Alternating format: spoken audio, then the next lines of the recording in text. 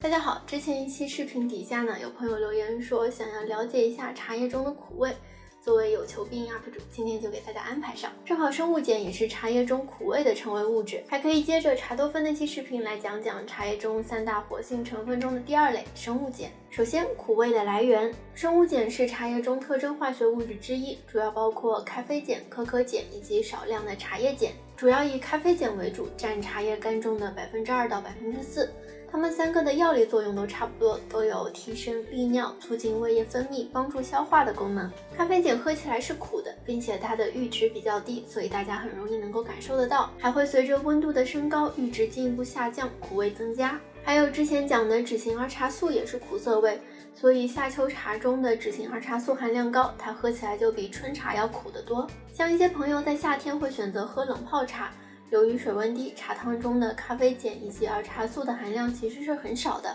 只有氨基酸溶解的比较多，所以喝起来茶汤比较鲜甜，受到了许多人的喜爱。这里再提一点，许多朋友担心茶叶喝多了会对里面的咖啡碱产生依赖性，这点的话就要考虑到剂量问题。像一杯茶的茶叶一般在3到4克，然后按照一般的泡茶方法的话，咖啡碱含量占2%到4%，那算起来最多也就160毫克。况且咖啡碱在茶叶泡茶的过程中呢，它是逐渐溶出的，实际喝到肚子里的呢远低于160毫克，没有到产生依赖的程度，所以不会对人体产生危险，大家可以放心喝。第二个问题，苦味就一定是不好的吗？俗话说不苦不涩不为茶，我们日常在描述茶汤的时候呢，苦和涩都是放在一起讲的，就像涩味的多酚类物质还能够增强茶汤中咖啡碱的苦味，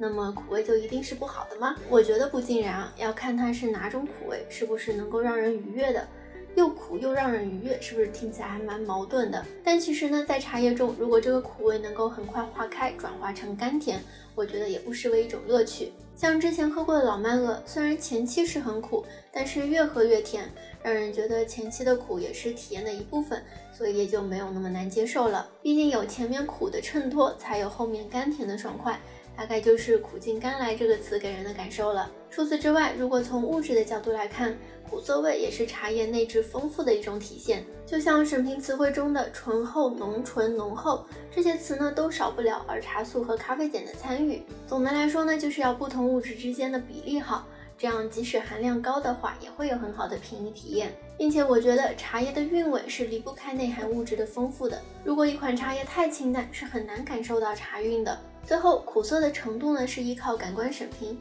不同的人阈值也不一样，能感受到的程度也不一样。如果一款茶你喝着实在是觉得太苦的话，那可以考虑少放点茶叶，快速出汤，或者干脆直接换个茶叶型。好了，以上就是本期视频的全部内容。如果觉得有收获的话，那就请点赞、评论或者关注我支持一下吧。我们下期视频再见了，拜拜。